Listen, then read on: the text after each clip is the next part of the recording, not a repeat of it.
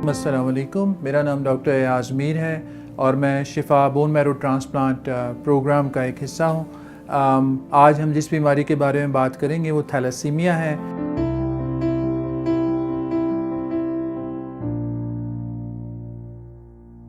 Thalassaemia खून के सुर्ख खुलियों की एक बीमारी है जो मौरूसी है और पाकिस्तान में अनफॉर्चुनेटली कोई 4% के करीब पॉपुलेशन जो है उसमें जीन्स या जीनियाती मादा इससे मुतासिर है, जिसकी वजह से हमारे यहाँ ये बहुत कॉमन है। साउथ ईस्ट एशिया और इससे पहले यूरोप के कुछ हिस्सों जैसे ग्रीस, इटली वगैरह में ये कॉमन था, वहाँ पे तो इरेडिकेट हो गया है। लेकिन पाकिस्तान में एजुकेशन ना होने की वजह से और बहुत सारी जो इंटर फैमिली मैरिजेज़ हैं, ऐसी फैमिलीज़ में जिनमें पहले ही थैलेसीमिया मौजूद है, उसकी वजह से इसका रेट काफ़ी ज़्यादा है। हुकूमत ने अब लेजिस्लेशन भी इंट्रोड्यूस करवाई है जिसमें शादी से पहले थैलेसीमिया का टेस्ट किया जाता है, ये चेक करने के लिए कि दोनों फ्रीकैन में ये जीन ख़राब तो नहीं।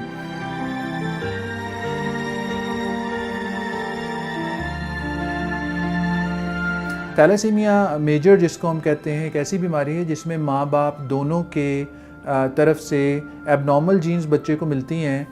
नॉर्मली 2 जीन्स होती हैं जो रेड ब्लड सेल में हीमोग्लोबिन जो प्रोटीन है उसको कंट्रोल करती हैं, तो वो दोनों ख़राब होने की वजह से ये बच्चे बचपन ही से 1 साल की उम्र तक पहुँचते पहुँचते इनको खून लगना शुरू हो जाता है और फिर तमाम उम्र इनको खून लगता रहता है। इनके खून के खलिए बड़ी जल्दी ख़त्म हो जाते हैं और ये मोहताज होते हैं कि इनको हर हफ्ते 10 दिन के बाद 1-2 बोतल खून लगता रहे।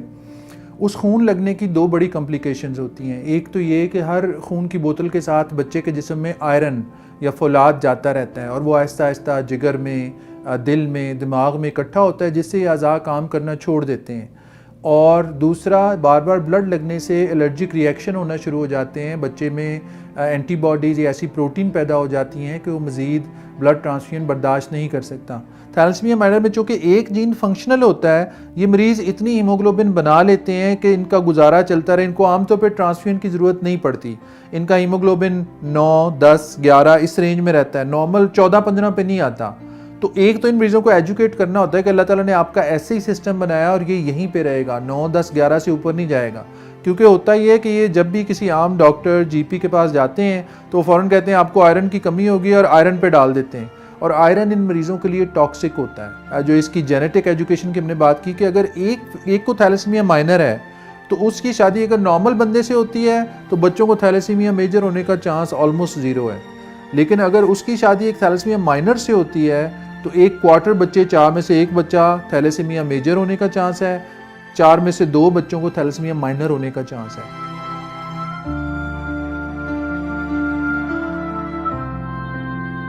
अल्फ़ा थैलेसीमिया और बीटा थैलेसीमिया दोनों थैलेसीमिया की किस्में हैं। Alpha thalassemia is somewhat rare compare to beta thalassemia, हमारे यहाँ बहुत कॉमन है। पाकिस्तान में इस वक्त अंदाज़ा ये है कि हर साल तकरीबन 14-15 हज़ार बच्चों को ट्रांसप्लांट चाहिए थैलेसीमिया का। अल्फ़ा थैलेसीमिया में 4 जीन्स होती हैं जो अब नॉर्मल होती हैं, जिसकी एक जीन ख़राब हो उसका बिल्कुल मामूली सा डिफेक्ट होता है, 2 हो तो मीडियम होता है, 3 हो मीडियम से सीवियर, 4 हो तो कंपैटिबल नहीं होता लाइफ के। अक्सर बच्चे पैदा होने से पहले या पैदा होते ही फौत हो जाते हैं। तो अल्फ़ा थैलेसीमिया भी इसकी किस्म है, लेकिन उसका तनासुब बीटा की निस्बत बहुत कम है।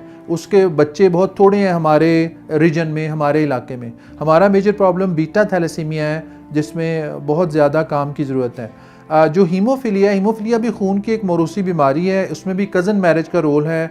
बरतानिया की शाही फैमिली में हीमोफिलिया था जिसमें खून बहुत ज़्यादा पतला होता है।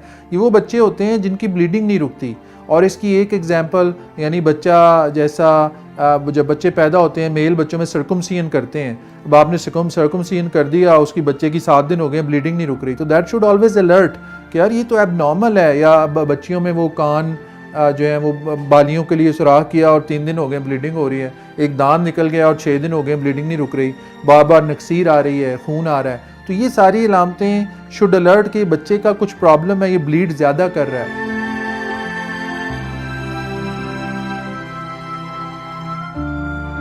इसमें जो सबसे बुरी या अच्छी खबर कह लें वो ये है कि ये एक काबिल इलाज बीमारी है और इसका इलाज जितनी जल्द किया जाए उतना ज़्यादा उसका सक्सेस रेट है। हमारे मुल्क में अनफॉर्चुनेटली बहुत सारे बच्चे, उनके वालिदैन को ये एजुकेट नहीं किया जाता कि इस बीमारी का इलाज खून लिगवाना नहीं है। अगर इन बच्चों का बोन मैरो ट्रांसप्लांट कर दिया जाए, ख़ास तौर पे 7 साल की उम्र से पहले, तो उसका सक्सेस रेट 80-90% है।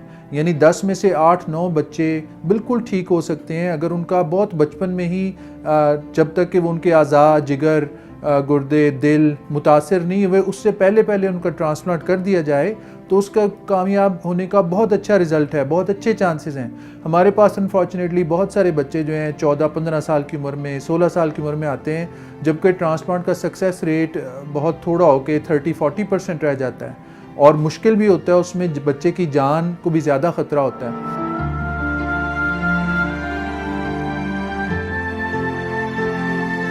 बोन मैरो ट्रांसप्लांट एक ऐसा, देखिए सारे जो रेड सेल हैं, खून के जितने खुलिए हैं, बोन मैरो जिसको पंजाबी में मिख कहते हैं, हड्डियों के गूदे के अंदर अल्लाह ताला ने उसकी फैक्ट्री लगाई हुई है जहाँ पे ब्लड बनता है। और उसमें हम ये करते हैं कि जो पेशेंट होता है उसकी बोन मैरो चूँकि फंक्शन नहीं कर रही होती, हम ऐसी दवाइयाँ देते हैं जिससे वो बोन मैरो ख़त्म हो जाता है और उसमें डोनर के बोन मैरो के सेल्स, जो डोनर के बोन मैरो से हम 1 कप के करीब या 1 गिलास के करीब सेल्स निकालते हैं ऑपरेशन थिएटर में ले जाके, और उसके अलावा ये प्रोसीजर उसके बगैर भी किया जा सकता है।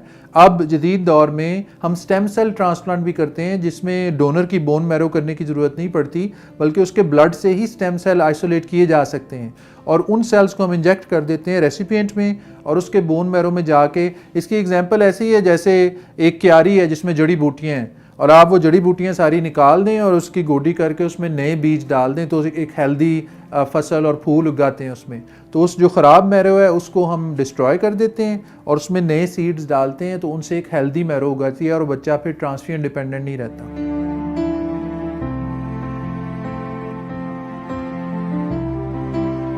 इस वक्त शिफा बोन मैरो ट्रांसप्लांट प्रोग्राम में हम 300 के करीब ट्रांसप्लांट कर चुके हैं, उसमें कई थैलेसीमिया के बच्चे भी हैं और इस थैलेसीमिया के ट्रांसप्लांट का ख़र्चा अगर पेशेंट का मैच सिबलिंग मौजूद हो तो 18-20 लाख में ट्रांसप्लांट हो जाता है और उसके बाद जैसे मैंने कहा 80-90% चांस है कि पेशेंट क्योर हो जाएगा।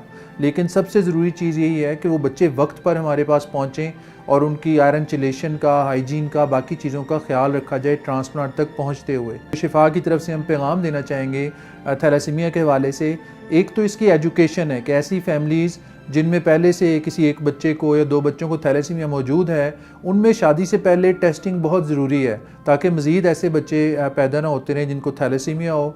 वो बच्चे जिनको थैलेसीमिया डायग्नोज हो चुका है उनमें बहुत ज़रूरी है कि ट्रांसफ्यूजन के साथ, जिसे हम आयरन चिलेशन कहते हैं, कि ऐसी दवाइयाँ मौजूद हैं जो जिस्म से आयरन को निकालती हैं, उनका इल्तज़ाम किया जाए और जल्दी से जल्दी इन बच्चों का ट्रांसप्लांट किया जाए।